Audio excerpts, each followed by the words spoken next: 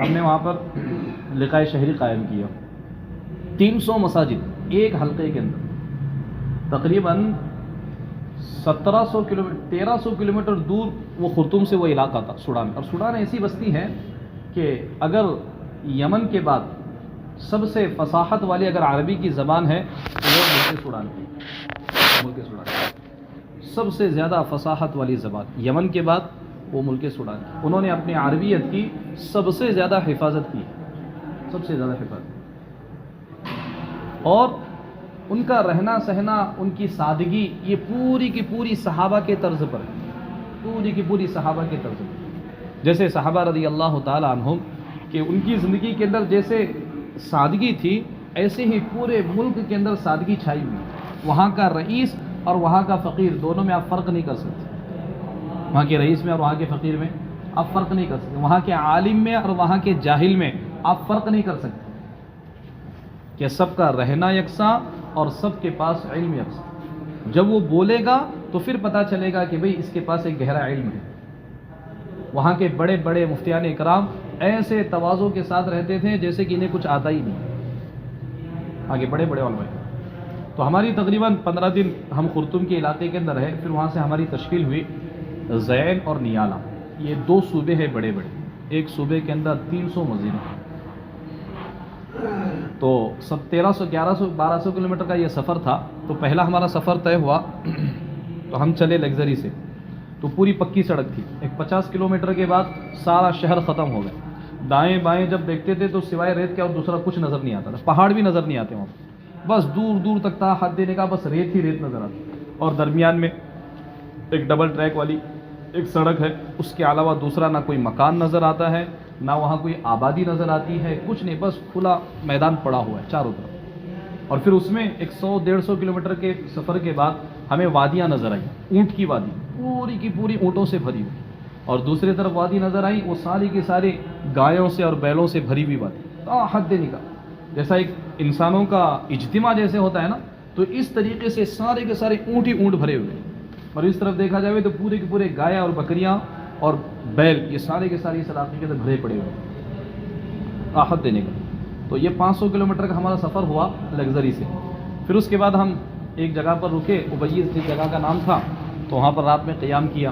کھانا بھی ان لوگوں کا بڑا عجیب کھانا ہے, وہ اپنے اندر تو نگلا ہی نہیں جاتا وہاں کا کھانا. مکئی کا آٹا ہوتا ہے, اس کو پیٹ کی طرح پکاتے ہیں, اس پر بھینڈی وغیرہ ڈال کر پھر وہ اس کے گولے گولے بنا کر وہ لوگ کھا جاتے ہیں. سارے پورے سوڈان ملک کا یہی کھانا ہے عام طور سے. ہر بڑے کے گھر میں ملے گا, چھوٹے کے گھر میں ملے گا, ہر ایک کے گھر کے اندر آپ کو ایک سادہ کھانا مل جائے گا. اور کھانے کی ترتیب یہ ہے کہ سارا گھر ایک وقت میں اکٹھا بیٹھ کر کھانا کھاتا ہے. الگ الگ کوئی نہیں کھاتا, کوئی بھی الگ الگ بیٹھ کر نہیں کھاتا. اور ایک بڑا پیالہ ہوتا ہے لکڑی کا, اس لکڑی کے پیالے کے اندر یا بڑا تھال ہوتا ہے, اس تھال کے اندر وہ اسیدہ ڈال کر وہ لوگ کھا جاتے ہیں. عام طور پر گھروں کے اندر روٹی بنانے کا مزاج نہیں ہے. وہاں پر خبز کے بڑے بڑے دکان لگے ہوئے ہیں, وہ وہاں سے جا کر خرید کر لاتے ہیں. 100 روپے کے اندر 3 روٹیاں ملتی ہیں. 100 روپے بولے تو اپنے یہاں کے وہ تقریباً 30 روپے بن جاتے ہیں اپنے علاقے کے. تو وہ 3 روٹیاں ان کو ملتی ہیں, 10 روپے کی ایک روٹی. وہ روٹی لاتے ہیں, وہ سالن کے ساتھ جو بھی انہوں نے بنایا ہے یا وہ عصیدے کے ساتھ وہ کھا جاتے ہیں. یہ ان لوگوں کے مزاج عام طور پر. تو پھر ہم جس علاقے کے اندر گئے تو وہاں پر کھانے کا تو سب سے بڑا مسئلہ تھا. تو ہم گئے ہوٹلوں کے اندر جا کے تلاش کیا, تو پھر جو ملا روکھا سوکھا وہ کھانا وہاں سے لے کر آئے. اب وہ تو اندر حلق کے اندر اترا بھی نہیں جا رہا تھا. جیسے تیسے کر کے وہ روٹیاں, اور کچھ ہمارے ساتھیوں کے پاس وہ چٹنی تھی جو اپنے علاقوں سے لے کر گئے تھے, وہ چٹنی کو لگا کر ہم نے کھا لیا. رات تو گزر گئی تھے. پھر صبح اٹھے, چائے کے بنانے کا کوئی نظام نہیں تھا. وہیں چولہا جلایا, چولہا جلا کر چائے بنائی, کالی چائے. پھر وہ کالی چائے پی گئے. پھر وہاں سے ہمارا سفر شروع ہوا. تو وہاں گاڑی آئیں 2. تو پہلے سے ساتھیوں نے, وہاں کے جو ہمارے ساتھ رہبر تھے ان لوگوں نے اس کو تجویز کیا تھا. 2 جماعتیں تھیں ہمارے ساتھ. ایک آسام کی جماعت بھی تھی, اس کے اندر تقریباً 5 ساتھی تھے, اور ایک بنارس کے ساتھی تھے جو ان کے عالم تھے, جو جماعت کے ذمہ دار تھے. ایسے 8 ساتھی تھے وہ تقریباً. اور وہاں کی مستقل ایک جماعت تھی, مطلب وہ ابیض علاقے کی مستقل جماعت. وہ گاڑی میں 2-3 ساتھی, ہمارے گاڑی میں 3 ساتھی. ایسے تقریباً 11 ساتھی ایک گاڑی کے ہم بیٹھ گئے لینڈ کروزر کے اندر. وہ سارا سامان اوپر باندھا اور سفر ہمارا شروع ہوا. 30-35 کلومیٹر کے ایک سڑک پر ہم چلے ہوں گے, پکی سڑک پر. اس کے بعد اس نے دائیں ہاتھ پر گاڑی موڑی اور سیدھا ریت کے اندر اس نے گاڑی ڈالی. وہ گاڑی چلتی رہی چلتی رہی چلتی رہی. پکی سڑک تو پورے 700 کلومیٹر تک کوئی پکی سڑک نظر نہیں. جیسے سمندر کے اندر جانے کے بعد چاروں طرف پانی نظر آتا ہے, وہ کپتان کو پتہ ہوتا ہے کہ رائٹ جانا ہے لیفٹ جانا ہے, بس یہ حال تھا کہ دائیں مڑنا ہے بائیں مڑنا ہے, سوائے ڈرائیور کے کسی کو نہیں پتہ. اب چاروں طرف ریت ہی ریت ہے, راستے کا کوئی نشان متعین نہیں ہے, اب وہ کیسے متعین کریں, بس وہ ڈرائیور کو پتہ ہے.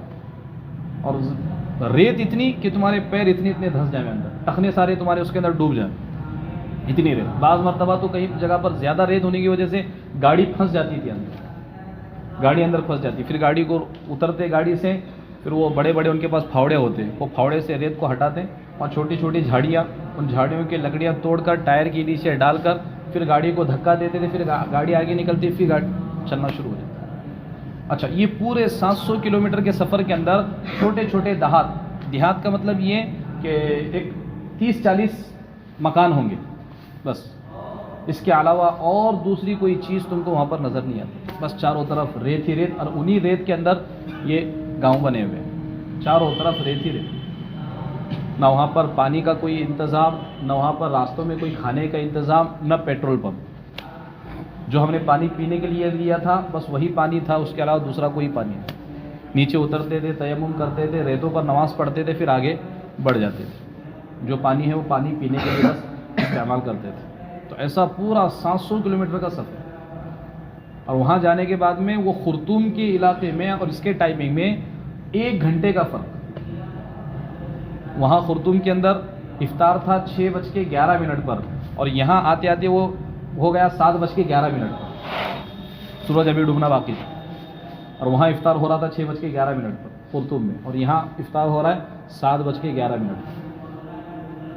تو وہ علاقہ پورا خرطوم کا. تو پھر وہاں پر پہنچے. وہاں پر پہنچنے کے بعد مشورہ ہوا بھائی محنتیں کیسے کی جائیں. 300 مساجد کے اندر 8 ساتھی 4 مہینے لگائے, 12 ساتھی چلہ لگائے, 2 ساتھی عشرہ لگائے, پورے 300 مساجد کے اندر. اچھا, پورے مساجد کے اندر تم کا استقبال تو ہے, لیکن قیام کا کوئی انتظام نہیں کہ تمہاری جماعت وہاں پر رکے, اس کی کوئی شکل و صورت نہیں, کیونکہ وہاں پر حمام خانے نہیں, وہاں پر وضو خانے نہیں, وہاں پر لائٹ پانی کا کوئی انتظام نہیں. ان کی ایک اچھی صفت یہ ہے کہ سب لوگ اپنے اپنے گھروں سے وضو کر کے آتے ہیں, فراغت بھی اپنے گھروں سے کر کے آتے ہیں. اذان ہو جاوے تو اپنے گھروں سے فارغ ہوں گے, وضو کریں گے, اور پھر وہ مسجد کے اندر آ جاوے. کسی مسجد کے اندر لائٹ کا, پانی کا, اور اسی طریقے سے بیت الخلاؤں کا, اس کا کوئی انتظام نہیں پورے ملک کے اندر. جو لوگ اللہ کے راستے میں وقت لگا کر آئے ہوئے, انہوں نے اپنی مساجد کے اندر آنے والی جماعتوں کے لیے اس کا کچھ انتظام کیا. وہ 300 مساجد کے اندر 10 مسجدیں تھیں جس کے اندر قیام ہو سکتا تھا, باقی ساری مسجدوں کے اندر قیام نہیں ہو سکتا. 300 مساجد, 2 حلقے انہوں نے بنائے تھے, 150 مسجدوں کا ایک حلقہ, 150 مسجدوں کا ایک حلقہ. اس سے پہلے سوڈان کا اجتماع ہوا تھا 15 دن پہلے, تو سوڈان کے اجتماع کے اندر نظام الدین سے مولانا شاہ صاحب وغیرہ اکابرین آئے ہوئے تھے. تو پھر انہوں نے کہا کہ بھئی ان کے حلقے بڑے بڑے ہوئے, ان کے 20-20 مساجد کے حلقے بناؤ. تو وہ بات پورے ملک کے سوڈان کے اندر چلی, 20-20 مسجدوں کے حلقے بنانے کی. اچھا, ان کے اجتماع کا بھی نظام ایسا تھا, نہ کھانے کا کوئی پنڈال ہے, نہ وضو خانے کا کوئی انتظام ہے, نہ دوسرا اور کوئی مطلب بیت الخلاء وغیرہ کا کوئی انتظام, کچھ نہیں. بس ایک تمبو مارا ہوا ہے جس میں 40 سے 50 ہزار آدمیوں کے بیٹھنے کا انتظام. بس کھانے پینے کا شکل یہ ہوتی تھی کہ جس علاقے والے آئے ہیں وہ علاقے والے آپس میں مشورہ کر کے, جیسے کہ یہاں سے کرچی والے گئے ہیں تو وہ کرچی والے آپس میں مشورہ کر کے بھئی یہ 2 آدمی ہیں, بس پوری خدمت کے لیے 2 آدمی, وہ 2 آدمی اپنے علاقے والوں کے لیے کھانا بنائیں گے. 2 بکرے کاٹیں گے, 2 بکرے کاٹ کے اس کے ٹکڑے کر کے اس کے اندر پیاز ڈالیں گے, ٹماٹر ڈالیں گے, 1 پیالہ 2 پیالے اس کے اندر تیل ڈالیں گے, بس اس سے زیادہ تیل نہیں ڈالتے. اس کے اندر پانی ڈال کر اس کو ہلاتے رہیں گے, نمک ڈال کر اس کو ہلاتے رہیں گے. وہ جب پک جاوے گا, گوشت بھی پک گیا, ساری پیاز وغیرہ بھی پک گئی, بس وہی ان کا سالن. اچھا, جس کو جب بھوک لگے گی وہ آئے گا, 1 پیالہ ان کے پاس سے سالن لے گا, 2-4 روٹیاں لے گا, کھائے گا. دن بھر کے اندر 1 مرتبہ کھانا کھاتے ہیں, مرچیں ختم. الگ سے کوئی نظام خدمت کا کچھ نہیں. وہاں پر حوض تھا, وہ ہر ایک کے پاس اپنا اپنا لوٹا, پلاسٹک کا ٹوٹی والا لوٹا, اور ٹوٹی کا بھی منہ بالکل چھوٹا, بالکل چھوٹا. تو وہ ٹوٹی سے پانی لینا, فارغ ہو کر آنا کسی دور جنگل میں جا کر, وہاں ساری ریت ہی ریت. کسی جنگل میں جاؤ, فارغ ہو, اور فارغ ہو کر آؤ, اسی لوٹے سے وضو کرو. 30 سے 40 ہزار کا مجمع وہاں پر جمع ہوا تھا پورے سوڈان کے اندر. اجتماع کے موقع پر. تو پھر ہم وہاں پر پہنچے تو پھر ہم نے پورے حالات کا جائزہ لیا کیا ہے کیا نہیں. تو پھر ان کی ذمہ داروں سے بیٹھ کر مشورہ کیا. ذمہ دار میں بولے تو جس کو ہم ذمہ دار سمجھیں گے وہ ذمہ دار, ورنہ کوئی اپنے اوپر ذمہ داری لینے کے لیے وہاں پر تیار نہیں ہے. جس کا وقت لگا ہوا ہے اسی کو پکڑ کے دھکڑ کے بٹھا کے بھئی کون سی مسجد ہمیں دو گے. پھر انہوں نے 5 مسجدیں طے کی, بھئی یہ 5 مسجدیں آپ کے لیے ہیں.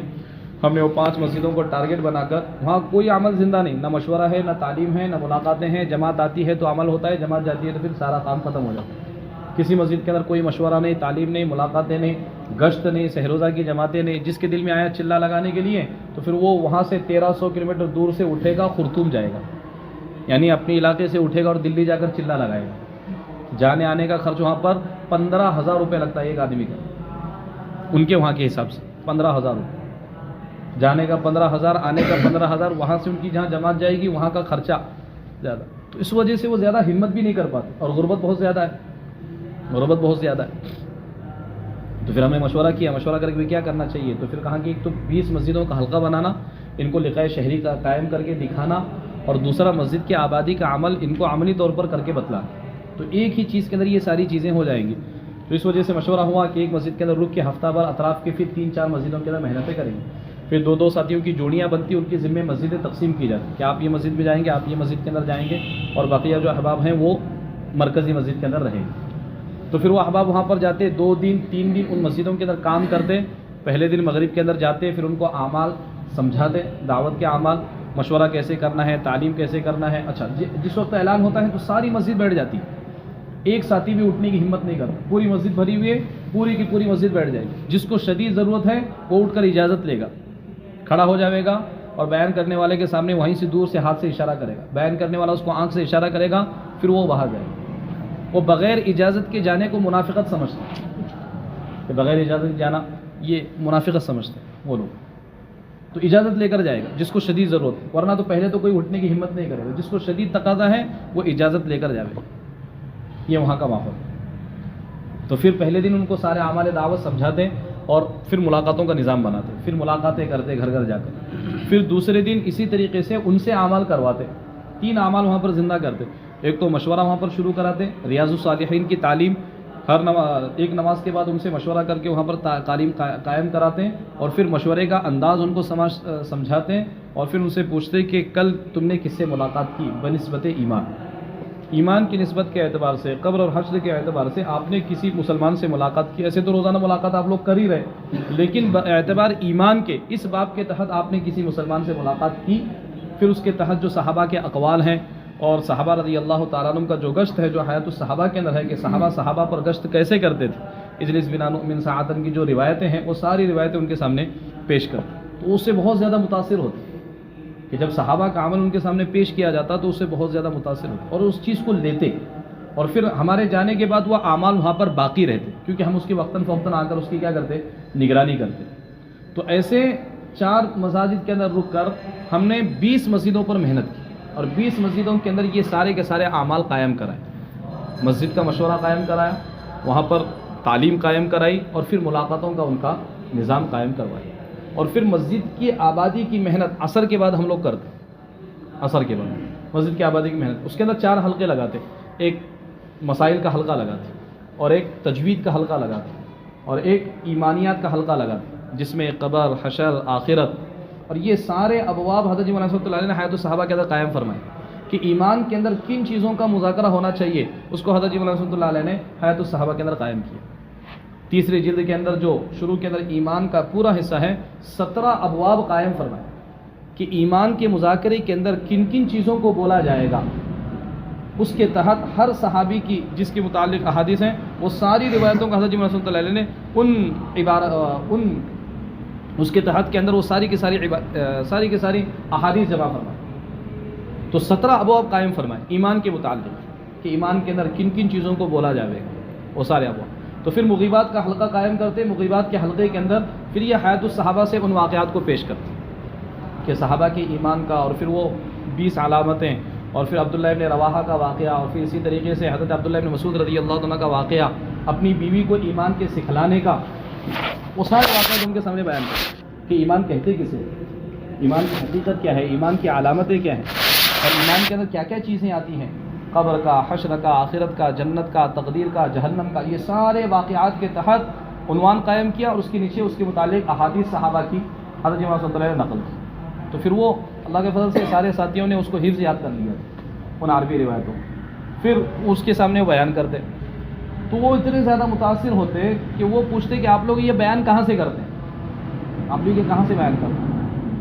تو پھر ان کو بتلایا جاتا ہے بھائی یہ حیات الصحابہ ہے اور حیات الصحابہ کے اندر یہ اقوال یہ ہیں، یہ ساری چیزیں. پھر اس کے بعد یہ 4 حلقے اور پھر ایک فضائل کا حلقہ ریاض الصالحین کا، یہ 4 حلقے قائم کرتے ہیں. اور پھر بقیہ ساتھی باہر جاتے گشت کر کے نوجوانوں کو اٹھا کر لے کر آتے. ایک وقت کے اندر 70 80 نوجوان مسجد کے اندر، کوئی ایمان کے حلقے کے اندر بیٹھا ہوا ہے، کوئی مسائل کے حلقے میں بیٹھا ہوا ہے، کوئی مغیبات کے حلقے کے اندر بیٹھا ہوا ہے، کوئی ریاض الصالحین کی تعلیم کے اندر ہے. پھر یہ بچوں کو رہبر بنا کر لے کر جاتے اور پھر دوسرے بچوں کو اٹھا کر وہاں سے لے کر آتے. 10 منٹ کا وقت بول کر 20 منٹ کا وقت بول کر ان کو لا کر ان کے حلقوں کے اندر جوڑتے. پھر ایسا بھی ہوتا کہ کسی کو وضو سکھانے کی نوبت آتی، وہ کہتے کہ ہم کو سکھاؤ وضو عملی طور پر. تو پھر ان کو وضو خانے پر لے کر جا کر عملی طور پر وضو کر کے بتلاتے کہ اللہ کے نبی صلی اللہ علیہ وسلم کا وضو ایسے تھا. ان کو نمازیں بتلاتے. ان کو نمازوں کے اندر ان کے اندر تعجیل بہت ہے. نمازوں کے اندر اتنی تعجیل ہے، اتنی حرکت ہے کہ امام جو کھڑا ہوگا نا، امام کے سامنے مائک لگا ہوگا تو امام اپنا چہرہ پورا منہ مائک کے سامنے کرے گا، آگے پورا کھڑا ہو کر جہاں پر مائک لگا ہوا ہے آگے ہٹے گا اور وہ منہ کے سامنے پورا مائک لے کر. اور جب رکوع کرنے کا موقع آئے گا تو پیچھے ہٹے گا اور پھر رکوع کرے گا. اور پھر جب رکوع میں جانے کے لیے سجدے کی باری آئے گی تو پھر واپس آ کر وہ اللہ اکبر بول کر اس میں بولے گا اور پھر سجدے کے اندر جائے گا. اتنی حرکت نمازوں کے اندر. اگر ہمارے علماء اکرام اس کو دیکھ لے ہوئے تو ان کی نماز کے فاسد ہونے کا فتویٰ دیتے ہیں. اتنی ان کے اندر حرکت ہے نمازوں کے اندر، آگے پیچھے ہونا، عجیب حرکت. تو پھر ان کو تعدیل ارکان سمجھائے جاتے ہیں. نماز کے اندر سکون کتنا ضروری ہے. پھر وہ منتصف کے اندر جو حضرت نے خشوع خضوع کا باب قائم کیا ہے اس کی روایتیں ان کے سامنے نقل کر دیں تو وہ اتنے متاثر ہوتے نماز کے متعلق یہ ساری چیزیں سن کر، تو وہ ایک دم اچنبے کے اندر رہ جاتے. اور پھر وہ ہم سے مانوس ہو جاتے کہ جب ان کے سامنے قرآن سے اور حدیث سے بات پیش کی جاتی ہے تو بہت جلدی مانوس ہو جاتے. تو پھر ان کے سامنے یہ روایتیں جب پیش کرتے ہیں تو بہت جلدی متاثر ہو جاتے اور پھر ہمارے ساتھ کام کرنے کے اندر، جڑنے کے اندر ہمارے ساتھ شریک ہو جاتے. پھر ایک وقت کے اندر ہمارے ساتھ 20 لوگ 30 لوگ ہمارے ساتھ شریک رہتے ہیں عملوں کے اندر. پھر وہاں الحمدللہ محنتیں ہوئی، عصر کے بعد یہ حلقے قائم کرتے ہیں اور پھر مغرب سے لے کے عشاء کے درمیان پھر یہ تین اعمال کی محنت ان لوگوں پر کرتے ہیں اور پھر وہاں سے آگے بڑھ جاتے. پھر 1 مہینے کے بعد ہم نے حلقے قائم کیے، وہاں ان کا لقاء شہری قائم کیا، ماہانہ جوڑ قائم کیا. ماہانہ جوڑ قائم کرنے کے بعد میں 1-2 دن کا ہم نے بیچ میں وقفہ رکھا تاکہ 20 مساجد کے چل پھر کر کیا دعوت پہنچائی جا سکے. پھر سارے مسجدوں کے اندر جا کر فجر میں، مغرب میں، عشاء میں ایسے اوقات متعین کر کے وہاں پر جا کر ان لوگوں کو لقاء شہری میں پہنچنے کی دعوت دی. تو اللہ کے فضل سے ان کا اجتماع تھا زین کا، تو پورے 300 مساجد سے 150 افراد ان کے اجتماع کے اندر پہنچے ہوئے. لیکن جب یہ حرکت ہوئی، چلنا پھرنا ہوا مساجد کے اندر، تو پھر یہ سارے اعمال قائم ہوئے. تو اس کی برکت یہ ہوئی کہ جب لقاء شہری کے لیے بلایا گیا تو 20 مسجدوں سے 210 آدمی پہنچے. 20 مسجدوں سے 210 آدمی لقاء شہری کے اندر پہنچے. اور پھر ان کے علماء اکرام کو ہم نے اطلاع کی، جس سے ملاقات کے لیے جاتے ہو کہتا قد خبرنا شیخ عیسیٰ، ہم کو شیخ عیسیٰ نے پہلے سے ہی خبر کر دی. وہاں کے مفتی اعظم شیخ عیسیٰ جن کا فتویٰ چلتا ہے پورے زین اور نیالہ کے اندر، تو ہم نے وہ ہمارے پاس آتے تھے، بار بار بیٹھتے تھے. وہ بہت زیادہ ہماری جماعت سے متاثر ہو چکے تھے. تو پھر ہم نے جب ان کے سامنے بات کی تو انہوں نے ہمارے دعوت چلانے سے پہلے انہوں نے سارے علماء کو دعوت پہنچا دی تھی کہ آپ کو فلانے وقت کے اندر فلانے جماعت کے پاس پہنچنا. تو اس کے اندر شیخ عبد الرحمن تھے. پھر انہوں نے کھڑے ہو کر اپنی مسجد کی کارگزاری سنائی. جو اعمال ہم شروع کر کے آئے تھے وہ اعمال کی کھڑے ہو کر اپنے ساتھی علاقے کے اندر مساجد کے اندر ساتھی اپنی کارگزاری سناتے ہیں. تو وہاں کے علماء نے کھڑے ہو کر اپنی مسجد کی کارگزاری سنائی کہ آپ کے جانے کے بعد ہم نے مساجد کے اندر یہ حلقے قائم کی، مشورہ ہمارا چل رہا ہے، تعلیم ہماری چل رہی ہے، ملاقاتیں ہماری چل رہی ہیں، اور پھر ہم یہ حلقے قائم کر کے مسجد کے اندر لوگوں کو، نوجوانوں کو لے کر آ رہے ہیں اور اس طریقے سے ہم تعمیر مسجد کا عمل کر رہے ہیں. تو پھر شیخ عبد الرحمن کہنے لگے کہ ان لوگوں نے تو 4 حلقے بتلائے کہ مسجد کے اندر، لیکن میں بتلاتا ہوں آپ کو کہ اللہ کے نبی صلی اللہ علیہ وسلم کے زمانے کے اندر مسجد نبوی کے اندر 22 حلقے لگتے تھے. کتنے حلقے لگتے تھے؟ 22 حلقے. اور پھر انہوں نے اشعار کے اندر وہ سارے حلقے کہہ کر سنائے. وہ تو عرب تھے، پورے اشعار کے اندر انہوں نے 22 حلقے پڑھ کر سنائے سارے لوگوں کے ساتھ. اور پھر کہنے لگے کہ میری اپنی یہ تحقیق ہے کہ اللہ کے نبی صلی اللہ علیہ وسلم کے انتقال کے بعد 400 سال تک مسجد سے علم تقسیم ہوتا تھا. اس کے علاوہ اس کی دوسری کوئی عمارت نہیں تھی جہاں سے علم تقسیم ہو سوائے مسجد کی. مجھے اصل میں یہ سنانا تھا آپ لوگوں کو. وہ کہنے لگے کہ 400 سال تک اللہ کے نبی صلی اللہ علیہ وسلم کے انتقال کے بعد جو علم جو تقسیم ہوتا تھا وہ مسجد سے تقسیم ہوتا تھا، کیونکہ مسجد میں آنے کے لیے کوئی قید نہیں ہے، کوئی شرط نہیں، نہ عمر کی قید ہے نہ اور کسی چیز کی شرط ہے. اپنے مدارس کا نظام، اس میں قیودات ہیں، شرائط ہیں، جس کی وجہ سے ہر کوئی اس کے اندر پہنچ نہیں سکتا. لیکن مسجد کے اندر آنے کے لیے کسی کے لیے کوئی قید نہیں، کوئی شرط. تو اس کے لیے حضرت مولانا الہی صاحب فرمایا کرتے تھے کہ علم کو اصل جگہ پر لاؤ، علم کو اس کے اصل مرکز پر لاؤ. کہ جب سے امام غزالی رحمۃ اللہ علیہ نے لکھا ہے کہ جب سے علم مسجد کے اندر سے چلا گیا اس وقت سے امت کے اندر عمومی جہالت کا شکار ہو. اس وقت سے علم مسجد کے اندر سے نکل گیا تو امت عمومی جہالت کا شکار ہو گئی. تو یہ چیز سوڈان کے اندر دیکھی گئی کہ وہاں کا علم کے حاصل کرنے کا طریقہ یہ ہے کہ مساجد کے اندر علماء ہوتے ہیں اور پھر وہ آنے والوں کو ان کی حیثیت کے اعتبار سے درس دیتے ہیں. ایک تھے وہاں پر شیخ جیلانی، تو وہ صحاح ستہ کا درس دیتے تھے ہفتے میں 3 دن، اور ان کے پاس 300 کا 400 کا مجمع. ظہر کے بعد سے ان کا درس شروع ہوتا تو عشاء تک ان کا درس چلتے رہتے مسجد کے اندر، اور ساری کی ساری مسجد بیچ بازار کی بھری ہوئی ہے اور سب لوگ کتابیں لے کر بیٹھے ہوئے ان کے سامنے. بازار میں پڑھنے والے، کاروبار کرنے والے، وہ 3 دن درس کی کتابیں لے کر ان کے درس کے اندر شریک ہوتے تھے صحاح ستہ لے کر، اور وہ سارے مجمع کو صحاح ستہ پڑھا رہے. ہفتے کے اندر 3 دن وہ درس دیتے تھے. ترمذی کا درس دیتے تھے، بخاری کا اور مسلم کا. یہ 3 احادیث کا وہ درس دیتے، یہ 3 کتابوں کا درس وہ دیتے شیخ جیلانی. ہم بھی کئی مرتبہ ان کے درس کے اندر شریک ہوئے. تو یہ انداز تھا وہاں پر علم کے تقسیم کرنے کا سوڈان کے اندر. پھر وہاں تقریباً ہم نے 3 مہینہ کام کیا.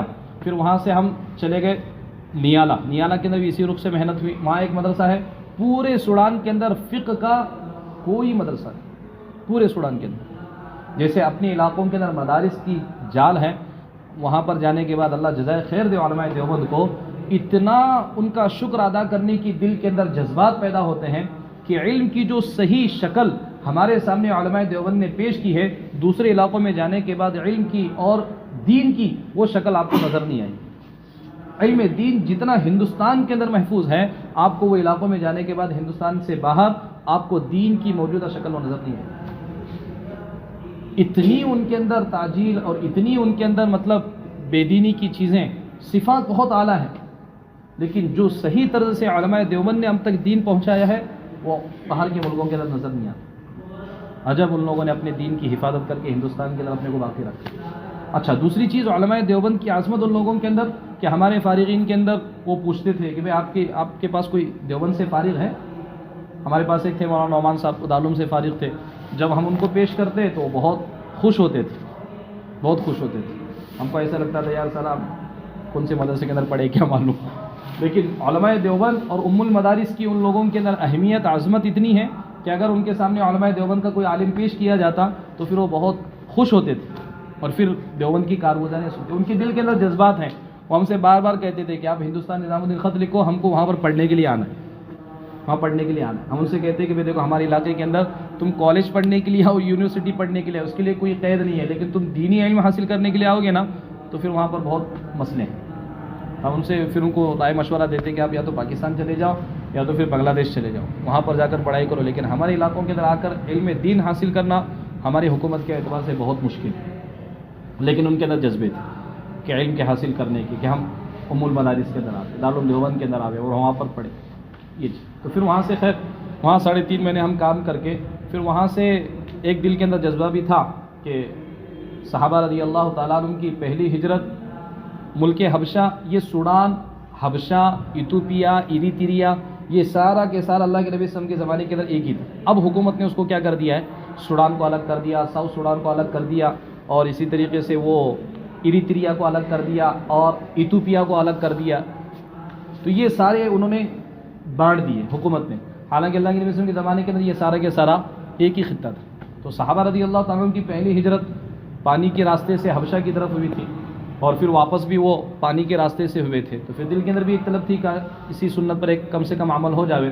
تو ہم نے پھر نظام الدین خط لکھا کہ بھائی اگر ہم ہوائی جہاز سے جاتے ہیں تو ہمارا خرچ اتنا ہوگا، اور اگر پانی کے جہاز سے جاتے ہیں تو ہمارا خرچ 11,000 کے اندر ہو جائے گا. اور ہوائی جہاز کا خرچ ہمارا 23,000 کا آ رہا تھا، اور پانی کی کشتی سے جا رہے ہیں تو اس کا خرچ ہمارا 11,000 کا آ رہا. تو پھر ہم نے کارگزاری ساری لکھ کر بھیجی، اور پھر یہ نیچے سوال لکھا. تو پھر نظام الدین سے خط آیا کہ آپ پانی کے جہاز سے سفر کر سکتے. تو خیر پھر رمضان کے اندر ہمارا سفر شروع ہوا 19ویں روزے کو. تو رات میں ہم تراویح پڑھ کے بیٹھے 10 بجے، تو وہ کشتی بھرتے بھرتے بھرتے بھرتے 2,000 پیسنجر کشتی کے اندر. اور کشتی اتنی بڑی کہ 9 منزلہ کشتی، 5 منزل کے اوپر تو ساری کی ساری گاڑیاں بھری ہوئی تھی، پارکنگ سارا 5 منزل پر. اس میں بڑے بڑے کنٹینر، لگژریاں، اور پھر گاڑیاں، اور پھر چھوٹی کاریں، بڑی کاریں، یہ ساری کی چیزیں اس کے اندر بھری ہوئی. اور اوپر کے 4 فلور کے اوپر پیسنجروں کے لیے تھے. اس کے اندر فرسٹ کلاس کا الگ ٹکٹ تھا، سیکنڈ کلاس کا الگ تھا، اور تھرڈ کلاس کا الگ. ایسے 3 اس کے اندر انہوں نے برانچ بنائے ہوئے تھے. تو اے سی کا بھی تھا اور بغیر اے سی کا بھی تھا. لیکن وہاں پر کوئی قید نہیں تھی، تم 4 منزلوں پر سے کہیں پر بھی گھومو، کہیں پر بیٹھو، کہیں پر لیٹو. کوئی 4 منزل کے اوپر فلور بنے ہوئے تھے، اور اس کے اوپر مسجدیں بنی ہوئی تھی 4 فلور کے اوپر. اذان ہوتی تھی وقت پر، نماز ہوتی تھی جماعت کے ساتھ. سحری کا انتظام، سحری وہاں ہوٹل تھے اندر بنے ہوئے، کشتی کے اندر بڑے بڑے ریسٹورینٹ بنے ہوئے تھے. وہاں پر پورا سحری کا انتظام، پھر کھانے کا انتظام، پھر افطاری کا انتظام، وہ سارا نظام وہ کشتی کے اندر بنا ہوا تھا. تو 18 گھنٹے کا ہمارا وہ سفر ہوا. صبح 7 بجے ہماری کشتی نکلی، اور رات میں 12 بجے جا کر جدہ پورٹ پر وہ کشتی پہنچی. پھر وہاں سے 2 دن جدہ کے اندر رہے. پھر ہم نے دل کے اندر جذبے تو تھے عمرہ کرنے کے، لیکن بغیر اجازت کے کر نہیں سکتے تھے. تو پھر ہم نے دوبارہ نظام الدین سے تعلق قائم کیا کہ کیا کیا جائے. اب تو جدہ ہم یہاں پر پہنچ چکے ہیں، ابھی ہمارا اگلا سفر کیا ہوگا. پھر ہم کو وہاں سے خط آیا کہ ابھی آپ جیسے بھی جدہ کے اندر ہو، تو یہ رمضان کا آخری عشرہ چل رہا ہے، آپ 5 دن یہ 10 دن پورے حرمین کے اندر لگا دیں، 1 ہفتہ مدینہ، 1 ہفتہ مکہ کے اندر. تو پھر وہاں سے ہمارا کام شروع ہوا. جدہ سے پھر ہم لوگ، مکہ کا بیت فل تھا، تو جس کی وجہ سے ہمیں سب سے پہلے مدینہ جانا پڑا. پھر مدینہ کے اندر رہے. مدینہ کے اندر وہاں پر آئے ہوئے تھے مولانا علیف اللہ، وہ ریاض کے بڑے عالم ہیں ماشاءاللہ.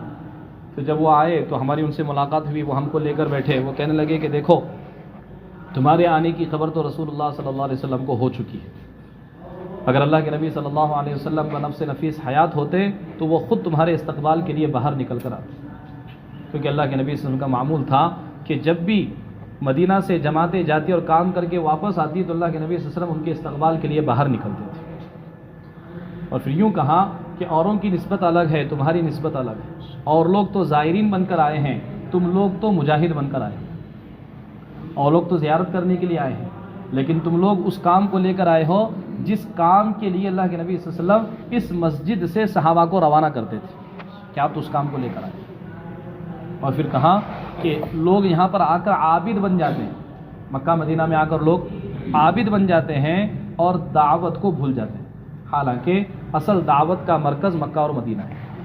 اصل دعوت کا مرکز مکہ اور مدینہ. یہاں پر وہ پتھر بھی گرے ہوئے ہیں جس کے ذریعے سے اللہ کے نبی صلی اللہ علیہ وسلم کو دعوت کے خاطر مارا گیا. اور یہاں پر وہ بازار بھی ہے اور یہاں پر وہ راستے بھی ہے. پھر انہوں نے امام مالک رحمۃ اللہ علیہ کا وہ واقعہ سنایا کہ امام مالک رحمۃ اللہ علیہ جتنے سال مدینہ کے اندر رہے کبھی انہوں نے مدینہ کے اندر چپل نہیں پہنی کہ اللہ کے نبی صلی اللہ علیہ وسلم کا قدم مبارک یہاں پر گرا ہو اور امام مالک کا گستاخ جوتا اس پر پڑ جائے. ہاں کہ انہوں نے کبھی یہاں پر مدینہ کے اندر چپل نہیں پہنی. تو ہمارے سارے ساتھی ماشاءاللہ بغیر چپلوں کے مدینہ کے اندر گھومتے تھے تاکہ وہ نسبت باقی رہے. پھر مدینہ کے اندر حرمین کے اندر ملاقاتوں کا نظام بنا. صبح 8 بجے مدینہ کا مشورہ ہوتا ہے، پھر مدینہ کے مشورے کے اندر حاضری ہوتی تھی، پھر وہاں سے محنت کا نظام بنتا تھا. اور پھر جو آنے والے زائرین ہیں ان زائرین کے اندر جب جانے والے یہاں سے صحیح طلب کو لے کر نہیں جاتے تو پھر وہاں پر جا کر آداب کو بھول جاتے. اللہ کے نبی صلی اللہ علیہ وسلم کے روضے پر پہنچنے کے کتنے بڑے بڑے آداب، لیکن وہاں پر پہنچ کر سب لوگ آداب کو بھول جاتے. حالانکہ وہاں پر آواز کو بلند کرنے سے منع کیا گیا. اب اللہ کے نبی صلی اللہ علیہ وسلم جو آپ کے روضے پر پہنچا ہوا ہے اور وہ آپ کو سلام پیش کر رہا ہے، آپ بنفس نفیس اس کے سلام کا جواب دیتے ہیں. احادیث صحیح حدیث کے اندر آیا. لیکن لوگ وہاں پر اتنے بے خبر ہوتے ہیں کہ وہ موبائل لے کر وہ ریاض الجنہ کے فوٹو اور وہ سارے مدینہ کے فوٹو اور اللہ کے نبی صلی اللہ علیہ وسلم کے روضے پر جا رہے ہیں اور وہ موبائل لے کر اپنے گھر والوں کو دکھا رہے ہیں کہ روضہ دیکھو روضہ. یہاں اللہ کے نبی صلی اللہ علیہ وسلم ان سے مخاطب ہے، ان کی طرف دیکھ رہے ہیں اور یہ لوگ اپنے اپنے موبائلوں پر لگے. جب پہنچنے والے صحیح آداب کو لے کر نہیں جاتے تو پھر وہاں پر جا کر ایسی بے حرمتیاں کرتے ہیں. تو پھر مدینہ کے رہنے کے زمانے کے اندر پھر ان باتوں کا خیال رکھا جاتا ہے. پھر وہ آنے والے زائرین ہیں پھر ان کو سمجھایا جاتا، ان پر دعوت کی محنت کی جاتی ہے، ان سے مذاکرہ کیا جاتا. تو ایسے پھر دونوں حرمین کے اندر تقریباً 30 سے 40 ملکوں کے لوگوں سے ملاقاتیں ہوئی. وہاں پر ملاقات کرنے کی بھی کچھ شرائط ہیں، کچھ قیودات ہیں، کچھ احتیاطات ہیں. آپ آمنے سامنے بیٹھ کر بات نہیں کریں گے بلکہ صف میں بیٹھ کر بات کریں گے، آزو بازو بیٹھ کر بات کریں گے، آمنے سامنے بیٹھ کر بات نہیں کریں گے. ایک سے ملاقات کر کے دوسرے سے، پھر دوسرے سے ملاقات کر کے تیسرے سے ملاقات، اس کو بھی منع کرتے ہیں کہ اگر تم بار بار اٹھ کر دوسرے تیسرے کے پاس جاؤ گے تو کیمرے کے اندر تم کیچ ہو جاؤ گے، اٹھا کر سیدھا تم کو لے کر جا کر ایسے جیل میں ڈالیں گے کہ وہ جیل ڈھونڈنے کے لیے 6 مہینے لگتے ہیں. وہ جیل ڈھونڈنے کے لیے 6 مہینے لگتے ہیں کہ کون سے جیل میں لے کر گئے، کس نے اٹھایا، کہاں ڈالا، وہ ڈھونڈنے کے لیے 6 مہینے لگتے ہیں ایسا. تو وہاں اتنی احتیاط کے باوجود الحمدللہ کام کرنے والے زائرین کے اندر بڑے احتیاطی کے ساتھ کام کر رہے ہیں الحمدللہ. تو پھر 30 سے 40 ملکوں کے لوگوں سے ملاقاتیں ہوئیں. پھر وہاں سے ہم لوگ پہنچے مکہ کے اندر. پھر مکہ کے اندر بھی یہی نظام رہا، صبح 8 بجے مشورہ ہوتا، پھر دن بھر محنت کا نظام بنتا. اور پھر الحمدللہ ساتھیوں نے عمرے بھی کیے، کسی کے 6 عمرے، کسی کے 7 عمرے، کسی کے 8 عمرے ہوئے. ایک دن میں ایک ساتھی نے 3 عمرے بھی کر لی. سب سے بڑا مجاہدہ وہاں پر صفا مروہ کی سعی کا ہوتا ہے. 3.5 کلومیٹر کا ایک چکر ہوتا ہے، صفا کی طرف سے جانا اور مروہ کی طرف گھوم کر واپس صفا کی طرف آنا. 3.5 کلومیٹر کا ایک چکر ہوتا ہے. ایسے 7 چکر کے بعد ایک سعی پوری ہوتی ہے. تو وہ پورا کی پورا احاطہ. پھر وہاں پر 7-8 عمرے ہونے کے بعد پھر عید کی نماز بھی ساتھیوں نے ماشاءاللہ پورے حرم شریف کے اندر پڑھی. دوسری صف کے اندر سارے ساتھی کھڑے تھے ماشاءاللہ، کعبہ کے سامنے، دروازے کے سامنے ہی کھڑے تھے. تو وہاں پر پورا محنت کا نظام بنا. پھر عید کے دن وہاں کے جو ذمہ دار ہیں محمد علی بھائی حیدرآباد کے، وہ امیر ہیں مکہ شہر کے اس وقت کے، پھر ان کے گھر پر دعوت تھی. وہاں سے پھر کھانے سے فارغ ہو کر پھر ہم ریاض کے لیے روانہ ہو گئے. ریاض کے اندر تقریباً 3.5 مہینے رہے. ریاض کے اندر 3 مہینے رہے. اور ریاض کے اندر پھر وہاں انڈین کام کرنے والے زیادہ ساتھی ہیں. تو انڈین لوگوں کے گھروں کے اندر قیام ہوتا، لیکن محنت کرنے کے لیے عربوں کے اندر جاتے، سعودی کے اندر، مصریوں کے اندر، یمنیوں کے اندر، اور پھر اسی طریقے سے شامی لوگوں کے اندر، ایتھوپین لوگوں کے اندر. ان لوگوں کے اندر پھر محنت کرنے کے لیے جاتے. صبح سے لے کے شام تک ان لوگوں کے اندر محنتیں کرتے. مسجد کی آبادی کی محنت ان کو سمجھاتے، مشورہ ان کو سمجھاتے، گشت ان کو سمجھاتے، تعلیم سمجھاتے، یہ سارے اعمال. اور پھر جب یہ مسجد کی آبادی کی محنت ان کو سمجھاتے تو پھر وہ بہت خوش ہوتے. اور یہ ساری چیزیں حضرت جی مولانا رحمۃ اللہ علیہ نے حیات الصحابہ کے اندر نقل کر دی. ارسال الصحابہ الی البلدان، صحابہ رضی اللہ تعالیٰ عنہ کا اللہ کے نبی صلی اللہ علیہ وسلم کو اطراف کے علاقوں کے اندر بھیجنا، اس کے عنوان کے تحت علماء صحابہ کو اللہ کے نبی صلی اللہ علیہ وسلم نے کن کن علاقوں کے اندر روانہ کیا، خلفاء نے کن کن علاقوں کے اندر علماء صحابہ کو روانہ کیا.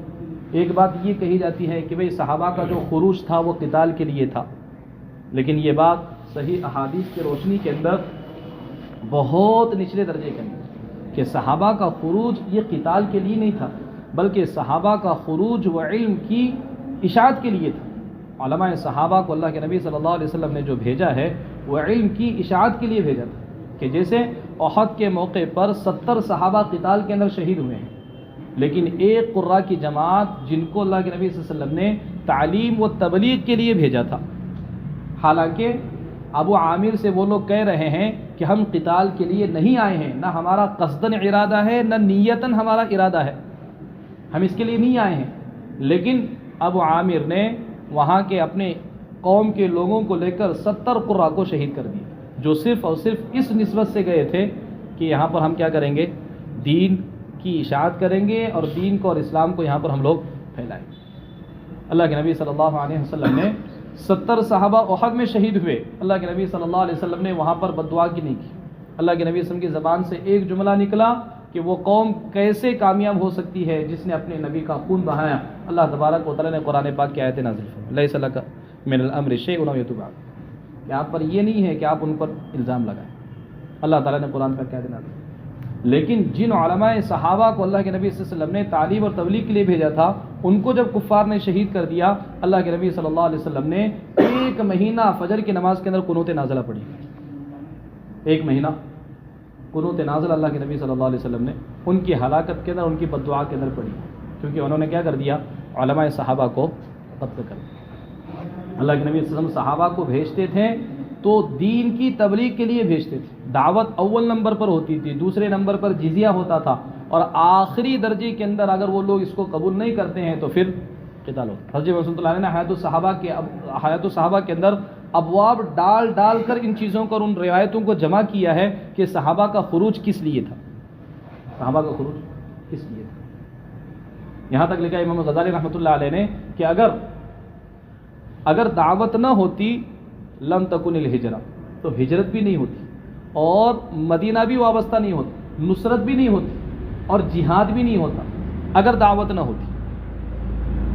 نہ ہوتی تو نہ ہجرت ہوتی، نہ نصرت ہوتی، نہ جہاد ہوتا. دعوت کی وجہ سے یہ ساری کی ساری چیزیں کیا ہوئی، وجود کے اندر آئی. عبداللہ ابن عباس کی روایت حضرت جی نے جمع کی حیات الصحابہ کے اندر کہ اللہ کے نبی صلی اللہ علیہ وسلم جن صحابہ کو بھیجا کرتے تھے تو صحابہ سے یوں کہا کرتے تھے، حالانکہ حضرت علی رضی اللہ تعالیٰ کا صراحت کے ساتھ یہ نقل کیا گیا کہ حضرت علی کہہ رہے ہیں کہ یا رسول اللہ آپ مجھے خیبر کی طرف بھیج رہے ہیں، کیا میں آپ ان کے ساتھ جا کر قتال کروں؟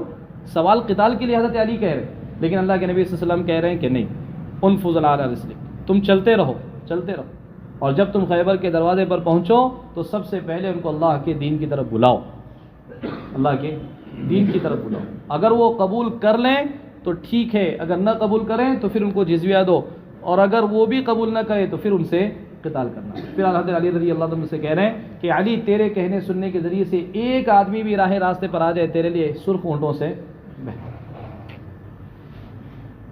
تو علماء صحابہ کا جو خروج تھا اللہ کے نبی صلی اللہ علیہ وسلم کے زمانے میں اور خلفاء کے زمانے کے اندر وہ علم کی تبلیغ کے لیے. حضرت عمر رضی اللہ تعالیٰ عنہ کے سامنے یزید بن ابی سفیان نے خط بھیجا کہ ہمارے علاقے کے اندر دین پھیل رہا ہے، آپ تعلیم کے لیے اور تبلیغ کے لیے میرے ساتھ صحابہ کی مدد کریں. میرے پاس صحابہ بھیجے. تو حضرت حضرت عمر رضی اللہ تعالیٰ نے 5 بڑے بڑے صحابہ اکرام کو بلائے، جس میں ابو درداء، معاذ بن جبل، ابی بن کعب رضی اللہ تعالیٰ عنہ، یہ کبار صحابہ. پھر حضرت عمر نے کہا کہ اگر تم چاہو تو تم خود اپنے اندر طے کرو، نہیں تو پھر میں طے کروں گا. کہا کہ یہ ابی بن کعب یہ ہمیشہ بیمار رہتے ہیں، یہ ابو ایوب انصاری یہ مریض یعنی یہ بوڑھے ہو چکے ہیں، لہذا ہم 3 لوگ جائیں گے. ابو درداء نکلے، حضرت معاذ بن جبل رضی اللہ تعالیٰ عنہ نکلے، اور ایک ابو موسیٰ اشعری رضی اللہ عنہ. یہ تینوں کی تینوں نکلے. حضرت عمر رضی اللہ عنہ نے فرمایا کہ حمص سے شروع کرو اور پھر وہاں پر جم کر دین کی محنت کرو. اگر وہاں پر تمہیں کوئی ایسا آدمی مل جائے جو جلدی اس چیز کو قبول کر لے تو ایک آدمی کو چھوڑ کر وہاں پر تم آگے بڑھ جانا. تو پھر وہاں پر ابو درداء رضی اللہ عنہ کو چھوڑا گیا. پھر حضرت معاذ بن جبل آگے بڑھے. پھر معاذ بن جبل رضی اللہ عنہ فلسطین کے اندر چلے گئے. معاذ بن جبل فلسطین کے اندر چلے گئے. پھر وہیں پر ان کا انتقال ہوا. ان کے پیچھے ان کی 2 بیویاں گئیں، ان کا بچہ گیا. دونوں بیویوں کا ایک وقت میں تعاون امواس کے اندر مبتلا ہوئی. دونوں کا ایک وقت میں انتقال ہوا. دونوں کو ایک ہی قبر کے اندر دفن کیا گیا. ان کے بیٹے عبد الرحمن بھی تھے، ان کا بھی انتقال ہوا. معاذ بن جبل بھی فلسطین کے اندر شہید. علم کو پھیلاتے پھیلاتے، دین کو پھیلاتے پھیلاتے علماء صحابہ نے اپنی قبر دنیا کے کونے کونے کے اندر بنا. تو علماء صحابہ کا خروج وہ دین کے لیے تھا، تبلیغ کے لیے تھا، تعلیم کی نشر و اشاعت کے لیے. یہ بالکل غلط ہے. تو اس کے لیے علماء کرام کا خروج اس وقت کا وہ اس وجہ سے ضروری ہے کہ امت تک عمومی دین کے راستے یہ پیدا ہو جائے کہ امت کی جو عمومی جہالت دور ہوگی وہ علماء کے چلنے پھرنے سے دور ہوگی. اس لیے حضرت جی فرمایا کرتے تھے مولانا رحمۃ اللہ علیہ کہ یہ مثال بالکل غلط ہے کہ علماء کنویں کی طرح ہیں اور لوگ پیاسا کنویں کے پاس آتا ہے. کہا کہ یہ مثال سنت کے خلاف ہے. اللہ کے نبی صلی اللہ علیہ وسلم نے علماء کی جو مثال دی ہے وہ غیث کثیر کی مثال دی ہے. مثل ما بعثنی اللہ کمثل الغیث الکثیر، کہ علماء کی مثال اللہ کے نبی صلی اللہ علیہ وسلم نے وہ بادلوں کی طرح دی. یہ مدارس یہ سمندر ہیں علم کے، یہاں سے اٹھنے والے علماء کرام یہ بادلوں کی طرح، یہ ہر جگہ پر اپنے علم کو کیا کریں گے، پھیلائیں گے. ہر جگہ پر جہاں جس کی ضرورت ہے وہاں پر پھیلائیں گے. جیسے للسائل والمحروم کہ اللہ تبارک و تعالیٰ نے وہ مال جس کو اللہ تبارک و تعالیٰ نے مبغوض، جو مال اللہ کی نگاہ کے اندر سب سے زیادہ مبغوض، اللہ کے نبی صلی اللہ علیہ وسلم نے فرمایا کہ دنیا ساری کی ساری ملعون، دنیا ساری کی ساری ملعون، لیکن علم اور ذکر اور اس کی متعلق جو چیزیں ہیں وہ مبغوض نہیں ہیں. تو جو دنیا اللہ کی نگاہ میں مبغوض ہے اس مال کے اندر اللہ تبارک و تعالیٰ نے مانگنے والے کا اور نہ مانگنے والے کا دونوں کا حق رکھا ہے. تو پھر جو علم اللہ تبارک و تعالیٰ نے علم کی جو علم اللہ تبارک و تعالیٰ نے اللہ کے نبی صلی اللہ علیہ وسلم کو دے کر بھیجا، تو پھر اس علم کے اندر صرف مانگنے والے کا حق کیوں؟ کہ نہیں، اس علم کے اندر مانگنے والے کا بھی حق ہے اور نہ مانگنے والے کا بھی حق ہے۔ مانگنے والے کا یعنی جو طالب بن کر آئے اس کی طلب کو پورا کرنا یہ افضل، اور جو طالب نہیں ہیں ان کے اندر جا کر طلب کا پیدا کرنا یہ بھی علماء اکرام ہی کا کام۔ اس لیے اللہ کے نبی صلی اللہ علیہ وسلم نے صحابہ رضی اللہ تعالی جو ہم مسلسلات پڑھتے ہیں اور پڑھاتے ہیں اپنے مدارس کے اندر، اس میں اللہ کے نبی صلی اللہ علیہ وسلم کا طرز تعلیم بتلایا گیا کہ صحابی نے جب آگے روایت بیان کی تو پھر اللہ کے نبی صلی اللہ علیہ وسلم کے طرز تعلیم کو بیان کی کہ صحابہ اللہ کے نبی صلی اللہ علیہ وسلم کا طرز تعلیم کیا تھا۔ وہ سلمان رضی اللہ تعالیٰ عنہ روایت کہ حضرت سلمان کو اللہ کے نبی صلی اللہ علیہ وسلم لے کر گئے، ٹہنی ہلائی، اس کے پتے جھڑنے لگے۔ پھر اللہ کے نبی صلی اللہ علیہ وسلم نے پوچھا کہ سلمان پوچھتے نہیں ہوں کہ میں نے ٹہنی کیوں ہلائی؟ حضرت سلمان کے پوچھنے پر آپ نے فرمایا کہ جب مسلمان بندہ وضو کرتا ہے، اچھی طریقے سے نماز پڑھتا ہے، تو اس کے سارے کے سارے گناہ ایسے دھلتے ہیں۔ جب یہ حدیث حضرت سلمان نے اپنے شاگرد کو بیان کی تو پہلے ٹہنی ہلائی، اس کے پتے گرے، پھر پوچھا کہ تم پوچھتے نہیں ہو کہ میں نے ایسے کیوں کیا؟ تو اس سے حضرت مولانا صلی اللہ علیہ وسلم نے استدلال کیا ہے کہ اللہ کے نبی صلی اللہ علیہ وسلم کا طرز تعلیم اس طریقے سے کہ مستفتی، صرف مفتی کا کام یہ نہیں ہے کہ وہ فتویٰ دے، بلکہ وہ مستفتی پیدا کرے، فتویٰ پوچھنے والے پیدا کرنا یہ بھی مفتی کا کام ہے۔ جیسے اللہ کے نبی صلی اللہ علیہ وسلم نے خود سوال قائم کیا کہ پوچھتے کیوں نہیں ہو کہ میں نے ٹہنی کیوں ہلائی، میں نے ٹہنی کیوں ہلائی، کیوں نہیں پوچھتے؟ اور جب طلب پیدا کی اس کے بعد پھر جواب۔ اس کے لیے اس وقت علماء اکرام کی سارے عالم کے اندر ماشاءاللہ خروج ہو رہا ہے۔ دوسرے سال کے اعتبار سے تقریباً 40 جماعتیں ماشاءاللہ سارے ملکوں کے اندر گھوم رہی ہیں۔ آپ لوگ بھی نیتیں کریں، ارادے کریں انشاءاللہ۔